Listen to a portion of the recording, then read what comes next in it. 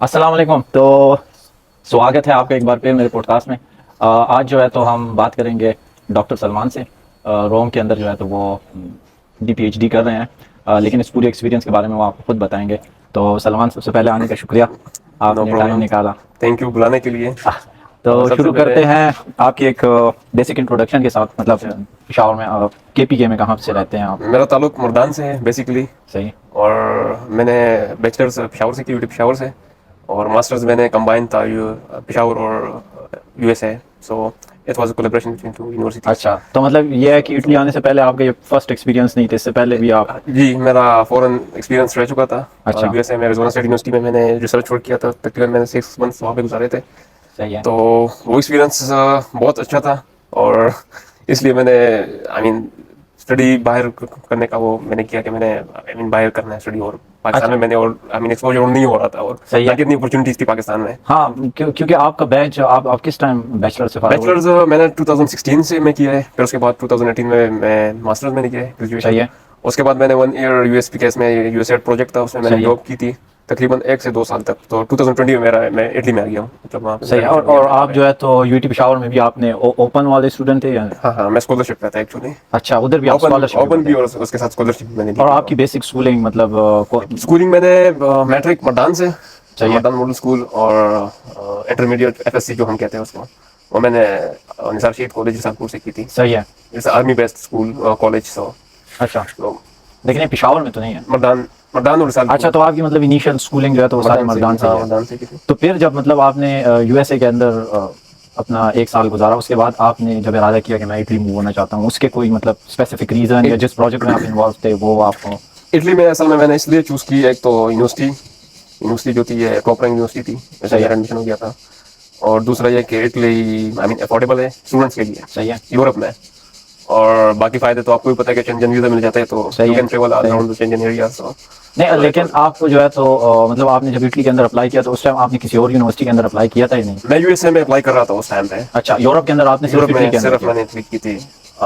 एक आयरलैंड में भी मैंने की थी, उसकी भी इंटरव्यू मैंने दे चुका था। सही है। लेकिन उससे पहले इटली का मुझे एडमिशन वो आ गया था स्कॉलरशिप का। सही है। तो और यूएसए से पहले भी इटली का आ गया था। तो मैंने कहा कि अब मैं अगर वेट करूंगा यूएसए के लिए तो उसका प्रोसीजर थोड़ा लॉन्ग होता है। सही है। आप जीआरई देंगे, टोफल वगैरह, या उसके बाद आप एडमिशन लेटर, वो तो मैंने एडमिशन लेटर तो मुझे मिल गया था। सही है। लेकिन फिर भी थोड़ा टाइम लग रहा था। तो लेकिन वहाँ पर स्कॉलरशिप नहीं थी या वहाँ पर भी स्कॉलरशिप थी? वहाँ पर ऐसा था कि प्रोफेसर स्कॉलरशिप थी वहाँ पे। तो सही है। यहाँ पे यूनिवर्सिटी स्कॉलरशिप थी। इसमें भी थोड़ा सा डिफरेंस होता है।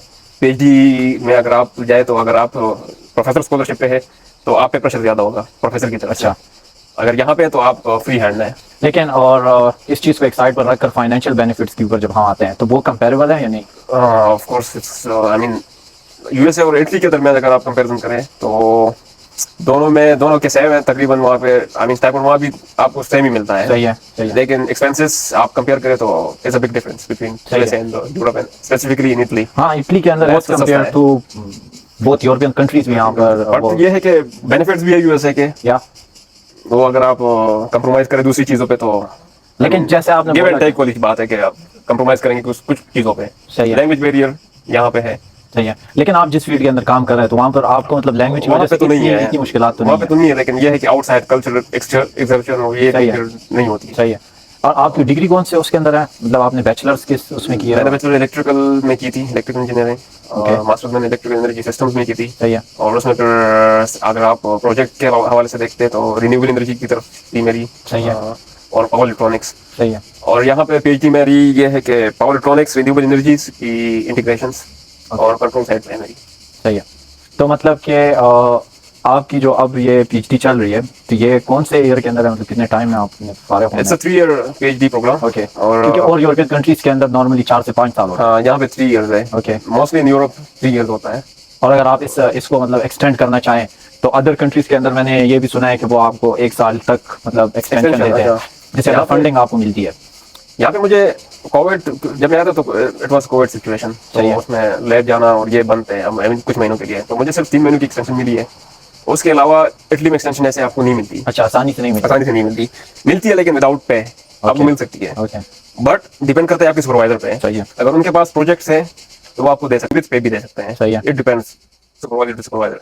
तो आपका मतलब आगे आपके प्लान्स क्या है कि आगे आपका पोस्ट ग्रेजुएट की तरफ इरादा है या नहीं? पोस्ट ग्रेजुएशन का तो फिलहाल इरादा नहीं है, जॉब की तरफ इंशाल्लाह जाऊंगा मैं। सही है। और मेरी यूनिवर्सिटी में है एक दो प्रोजेक्ट्स है, उसकी ऑफर्स आई है पहले से मुझे मेरे सुपरवाइजर की तरफ से, ओके। तो आई विल सी।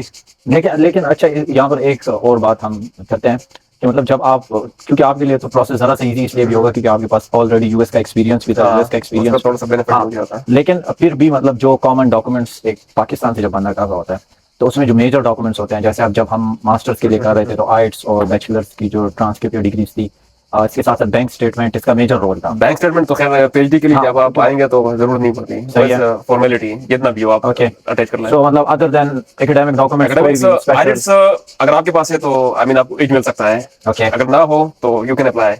सही है। उसमें ऐसे कोई ये नहीं है कि रिक्वायरमेंट, मैंडेटरी रिक्वायरमेंट कुछ यूनिवर्सिटीज में नहीं है। ओके, आपकी वीजा की हो सकती है लेकिन पीएचडी के लिए वीजा की भी नहीं है पाकिस्तान में। हाँ ये मैंने भी खुद मास्टर्स के लिए इस रिक्वायरमेंट, हाँ हमारे लिए मास्टर। और बाकी जो ट्रांसक्रिप्ट्स और डिग्रीज ऑब्वियसली आपके पास होगी, Okay. बैचलर्स मास्टर्स की। ओके, और आपकी अगर एडमिशन हो जाए तो उसके बाद इट्स प्रोसीजर कि आपने ट्रांसलेशन करना है, सही है। डिस्कशन करनी है। हाँ वो ट्रांसलेशन वाली चीज सही है। सो मतलब कि डीओवी के लिए आपने भी अप्लाई करना है, आप लेकिन जहाँ पर आपकी बैंक स्टेटमेंट आ जाती है तो वो जिस तरह मास्टर या बैचलर के स्टूडेंट शो करते हैं वो आपने शो नहीं नहीं करना। करना। तो ओके, और आपके पास सबसे इम्पोर्टेंट थिंग, आपके पास आपका लेटर है, कॉन्ट्रैक्ट यूनिवर्सिटी की तरफ से है, सही है। उसके ऊपर आपकी सैलरी भी लिखी होती है सही है। के लिए, तो it's I mean huge thing for you. या ओके, सो आपका मतलब अब फ्यूचर के अंदर इटली के अंदर रहने का इरादा है या? It depends on opportunities.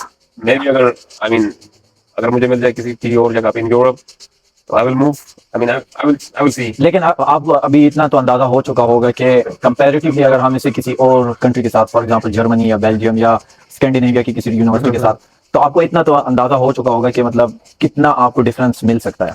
Difference आपको मिलेगा आई मीन सैलरी के हिसाब से, Okay. लोगों के हिसाब से भी, और I mean it varies person to person सही है, सही है।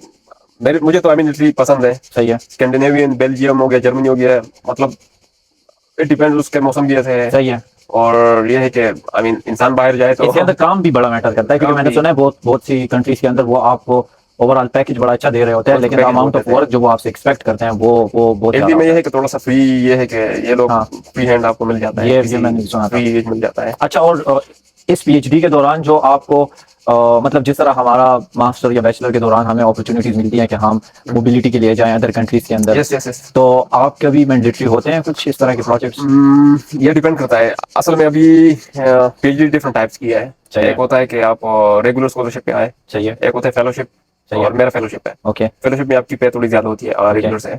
एक होती है प्रोजेक्ट बेस्ड, जिसको पीएनआर कुछ कहते हैं, और पोन स्कॉलरशिप्स। ओके, उसमें ये है कि आपकी मोबिलिटी मैंडेटरी होती है 6 months, I mean 3 to 18 months I think so, आप गुजार सकते हैं, डिपेंड करता है कितना आप गुजारना चाहते हैं। मेरे हिसाब फेलोशिप में यू हैव फ्री हैंड, अगर आप जाना चाहते हैं तो Okay. You are good to go, okay, और अगर नहीं जाना चाहते तो I mean okay for you. Okay.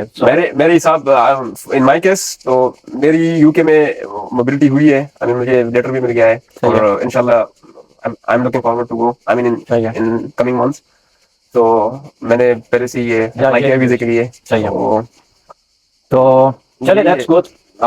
मुझे लगता है कि हम ऑलरेडी बहुत सारी चीजें हम कवर कर चुके हैं, जो मैंडेटरी चीजें हैं, जो मेन चीजें हैं। बाकी अगर लोगों को कुछ क्वेश्चन है तो ये लोग कमेंट कर हाँ, सकते हैं। आप कमेंट में भी पूछ सकते हैं। सलमान के ऑफ कोर्स डिटेल वो शेयर करना इसलिए भी नहीं है क्योंकि फिर ज्यादातर लोग जो है तो वो इररिलेवेंट वो करते हैं। तो अगर आपको कुछ भी पूछना है आप कमेंट के अंदर बोले, हमारा दोस्त है, हम उनसे डायरेक्ट भी पूछ सकते हैं। उसके अलावा जो है तो I will happy to I mean help. या तो यहाँ पर इसे खत्म करते हैं। Okay. I wish you best of luck Thank for you. आपकी यूरोपियन मोबिलिटी के लिए। Thank you. इंशाल्लाह यूके में दोबारा मुलाकात होगी इंशाल्लाह इंशाल्लाह। और Of course. आपका बड़ा शुक्रिया अपना टाइम निकालने Be के in touch, be लिए। in touch. Thank you. Thank you. Thank you. Bye.